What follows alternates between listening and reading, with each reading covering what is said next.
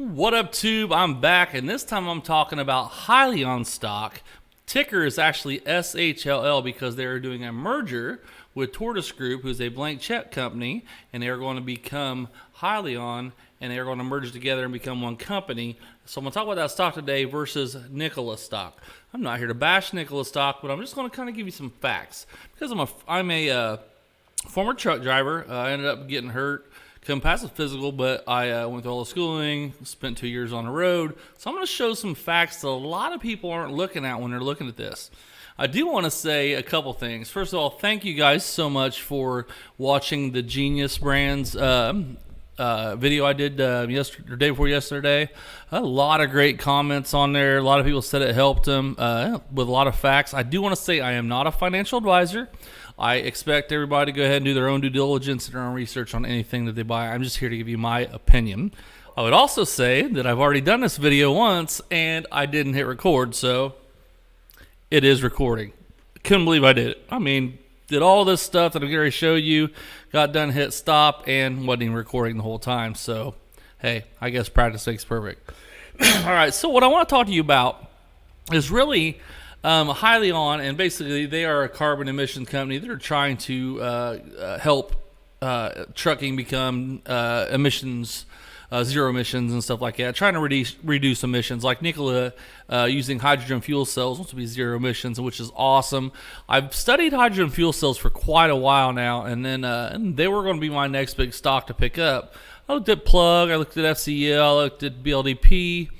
The stock wasn't doing that good. I think it's going to go up now that Nikola's in play with it. But the only problem is when Nikola come out, I just wasn't a fan of the company. I'm not here to bash on them. For those of you who have them, that's fine. But when I do my research, I buy the company and I also look at the CEO. Trevor Melton just really didn't impress me. And also, sign up to order a truck. I mean, you just did it like a newsletter and they counted it as a million on their balance sheet. I just wasn't really impressed. So anyway, I just wanted to say that I'm going to compare these two, but it's really same but different. Okay, they're not apples and oranges, but they're green apples and red apples. Maybe you could say there's differences in them. One's electric, total electric, and one's a hybrid. All right. So, but the first thing I want to talk about is with this company. For those of you that may not even know what I'm talking about, I'm going to go over here to my display, and I apologize on the ones before that were blurry. I've got them zoomed in, so hopefully it'll help, but I didn't zoom this one in. But I'm going to go to TraderView, which I talked to you guys about. TradingView.com is great, and I'm going to type in SHLL, which is Tortoise Acquisitions, okay? And as you can see, they're at just under $25 right now. All right, so they were just cruising along, and then all of a sudden they announced the merger. They went up, did a little dip, and then they ended up Friday closing at that. I hope they do another dip because I'd like to buy some more. I got in late. I wish I could have got in somewhere around here, but I didn't because I really wasn't looking at the time, to be honest with you. I had 4 stocks I liked, and I stayed with them. Now, let's go over to Nikola, which used to be Vector IQ, is VTIQ. They're doing the same thing. Vector IQ was a blank check company just like this, but now they are NKLA. And you'll still be able to see it. What happened is there was a little announcement. They did a bump in VTIQ when they went live, which I believe was June 5th, somewhere around there. They shot up. They actually hit the $93 mark at one point and then ended up closing the day out there. But as you can see, it stayed right there around the $60, $70 mark. So it's doing pretty good considering they don't have anything on the road yet. But, yeah, I'm not going to go really into that, but I just want to show you that this is the same way that we're going with Hyliion. Like I said, if you look at this right here, and then I go back to Tortoise Acquisition, which will be Hyliion afterwards, it's the same thing, except it literally just went from nothing to, hey, this is what we're doing, and oh, wow. And this is pre-merger, so this is really encouraging. All right, so one thing I want to get into in this video is something that people are not looking at. And I really wish that more people understood this because I'm a former truck driver, like I said, and I'm going to bring up the truck driving aspect of this and from logistics standpoint because a lot of people are not looking at this. And I think this is huge, and I can't believe I haven't seen a lot of people talk about this, but not a lot of people were truck drivers, so maybe that's why. All right, so let's go over here, and I want to show you guys something here. I'm going to go back to my display. I've zoomed in, so hopefully this will help. Should be able to see that pretty good. Okay, so I wanted to show you guys the maximum weight for a semi. It's 80,000 gross, but I want to show you so you guys don't think I'm making stuff up. It's 12,000 on your steers and 34 on your tandems. Okay, so like I said, I did this video before and I X'd out everything, so just give me 1 second here. I'm sorry. There it is right there. Okay, so if you look here, your gross weight, that's your trailer weight, your tractor weight, and everything is 80,000 pounds. Okay. But when you do this, you can only have 12,000 on your steer tires, 34 on your drive axles. Those are the two right behind the semi. And then your tandems are the two sets of tires you see on the back of the semi. All right, so I'll pull this up. Those are your rear right there. So there's 34,000 there, 12,000 there. And if there was a semi on there, you would have that. Now, this is on a 53-foot semi. Doesn't look like Nikola's got up there yet either. So anyway, I wanted to show you guys that because why do you ask, is that important? Well, I'm going to show you why that's important. When you talk about the battery of these things, nobody's talked about it. Using these batteries, now if you're comparing a battery against a battery is one thing, but you're comparing battery against diesel. This right here is really, really big, guys. Using the best state-of-the-art lithium-ion battery, the above batteries would weigh 18.5 to 27.8 in comparison to 200 to 300 gallons of diesel fuel weighs about 14 to 2,000 pounds. So an 18-wheeler would carry 17 to 25.8 pounds less payload than a diesel truck. What is less payload, you may ask? That is what you can fit in the back of your semi. Okay, now, for those of you who are going to argue you can get more miles or you can do this or that, it does not matter. And I'm going to tell you why.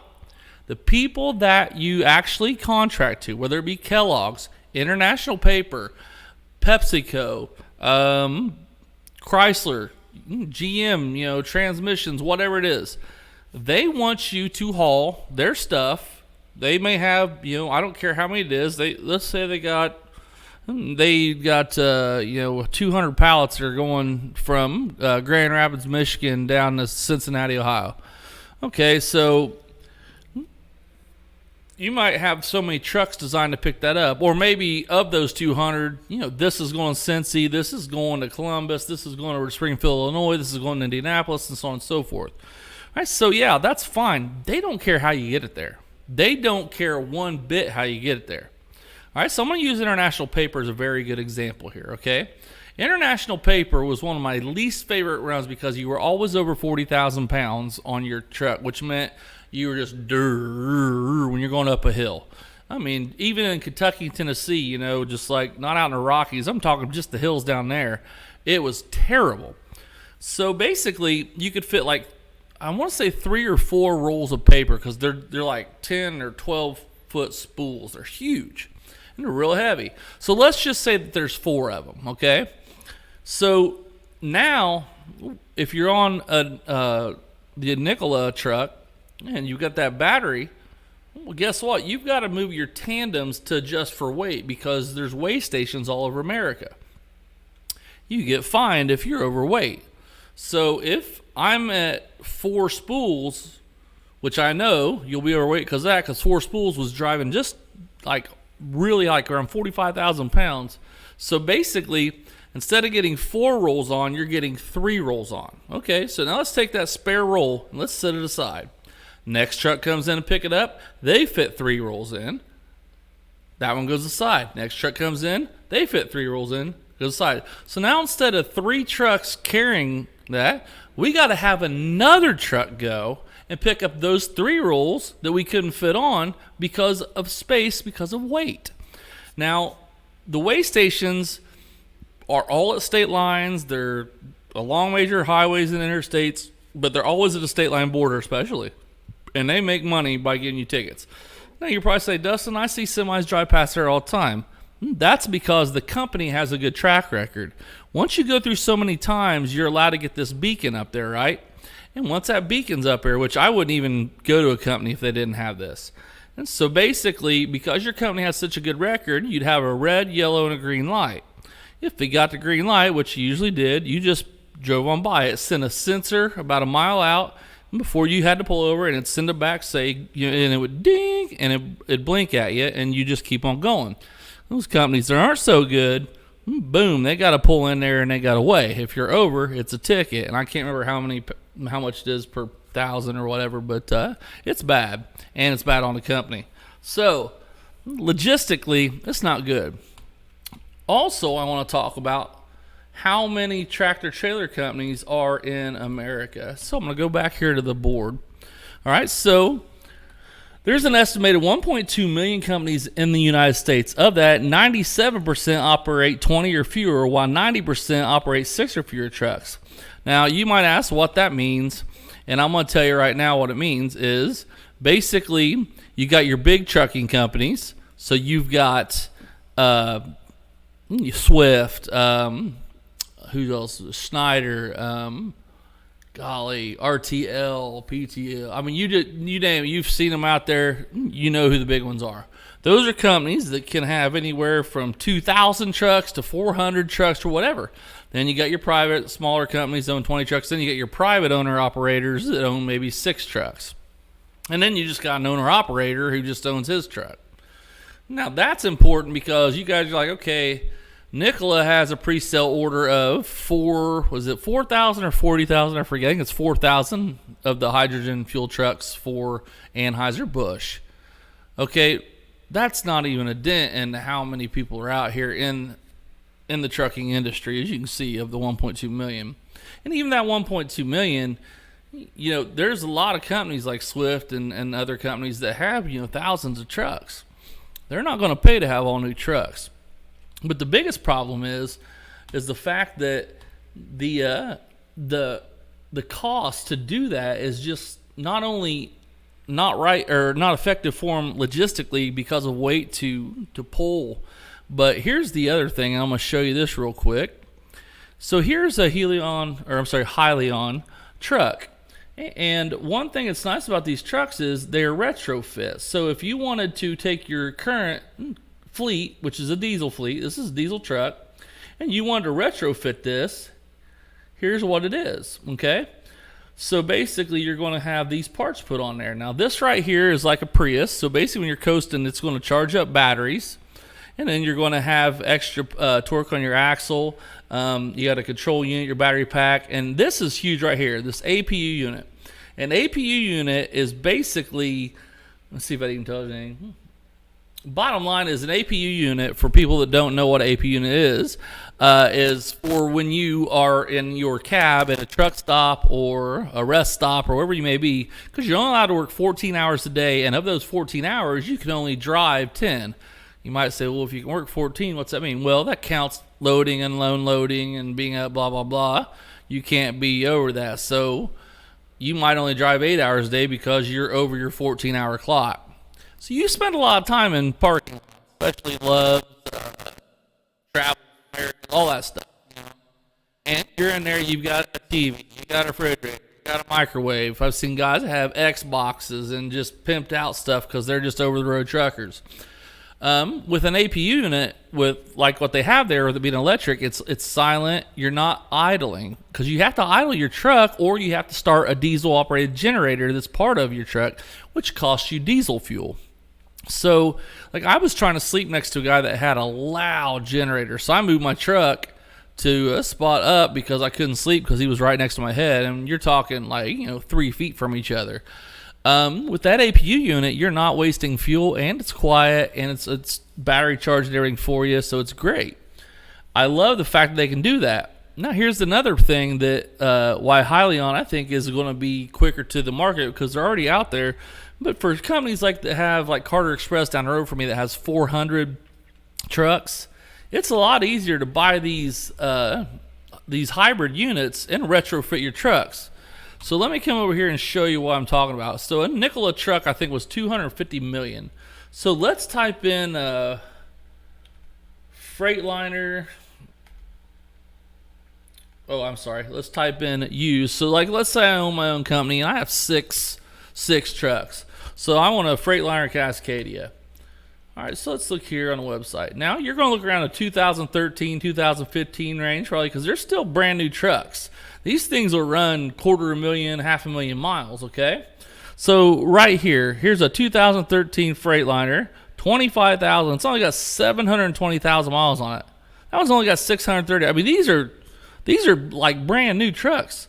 Here's 14 with 500,000. I mean, these things are crazy. Just how good. I mean, you could go.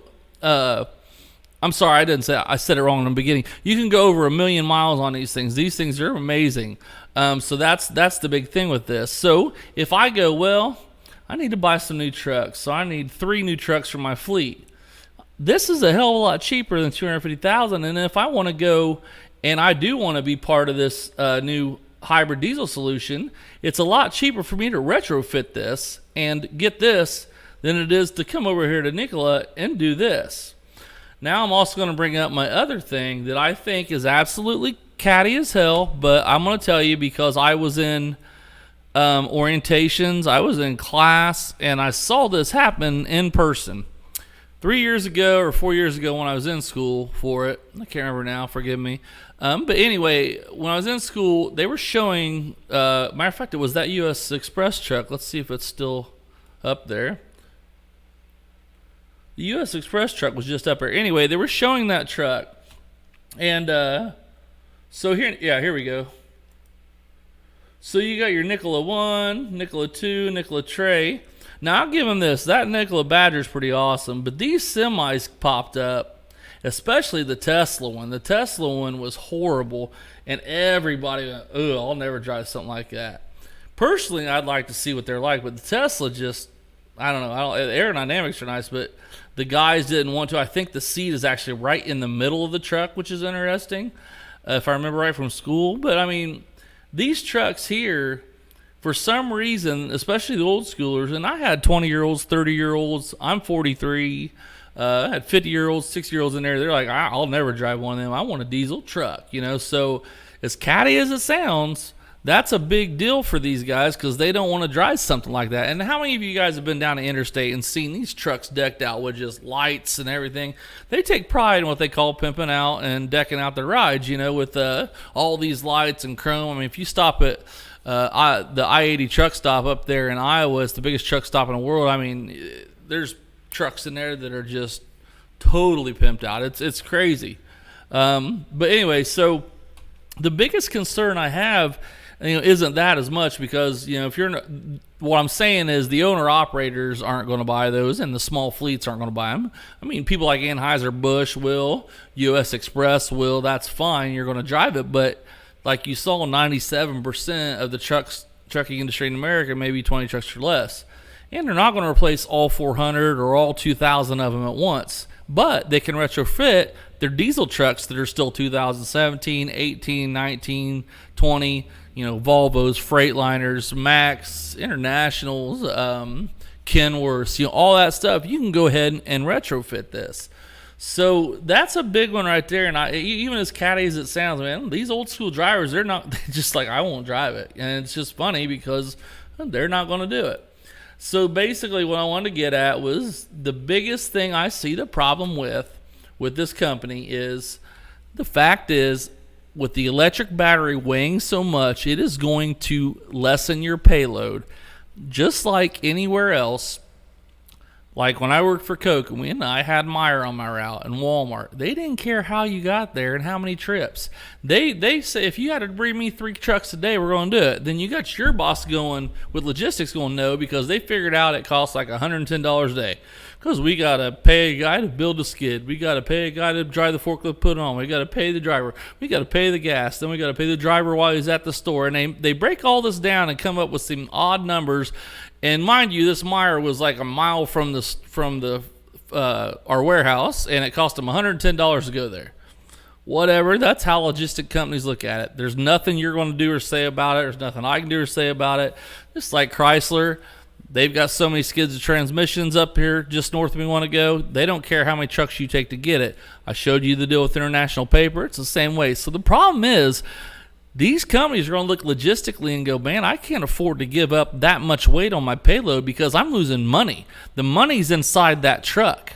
And then you're going from maybe 53-foot trailers to 48-foot trailers, which they're not all going to get rid of their trailers. So, then you got reefer trailers that are refrigerated trailers that have their motor on them and they're heavier too. I mean, there's all kinds of problems that if you're a truck driver, you see the red flag right away with this. Now, am I saying Nikola's not going to work? Absolutely not. But I'm telling you right now, my stock that I'm buying is in Hyliion right now, which is SHLL ticker symbol until they merge, and then I think it's going to go HYLN. Because they are going to be, in my opinion, just even pre-merger they're doing better. But in my opinion, they are going to be faster to the market and they're going to have more of a longevity. Now, 2025 and beyond, it's hard telling. I did have a thing up also of, let me pull Nikola back up. Here's the other problem too. I think I had basically everywhere you can get fuel, and it was a map of the fuel stations. Like I said, I recorded this and screwed up, but basically it was a map of the United States and where you could get electric fuel for semis. Let me see if I can find it just real quick.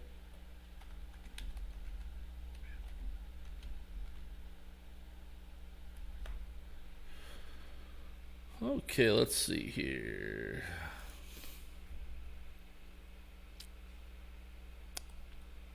I can't find it. I'm sorry, guys. Like I said, I recorded this once and screwed up. So, but anyway, if you put diesel in, it covers the whole United States. And then if you put this in, there's just not a lot of places to fill up. So they don't really care about how far you can go on this electric charge because they're losing a lot of money in freight, and they're not going to lose it in freight. I promise you. They do not care how you get it there.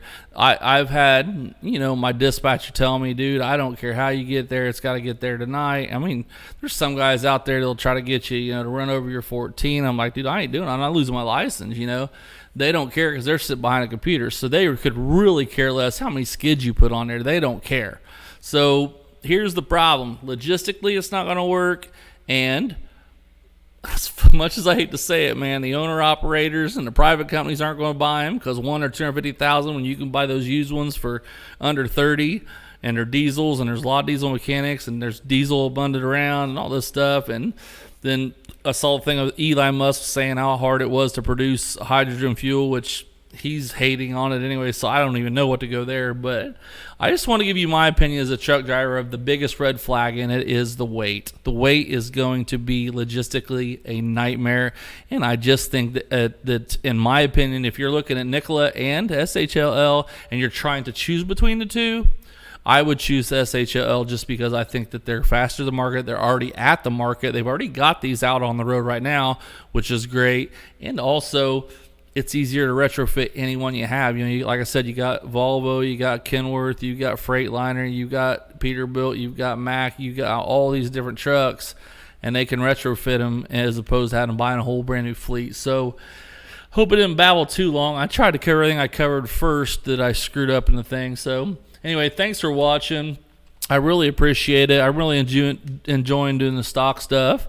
So hopefully you like it. If you do, subscribe, give me a thumbs up, and let me know what you think. Once again, this wasn't a bash on Nikola. This was just basically me telling you why I think that Hyliion is going to be successful first. So like I said, I'm not a financial advisor. Do your own research, but hopefully this helps you guys decide whether or not you're going to go with one.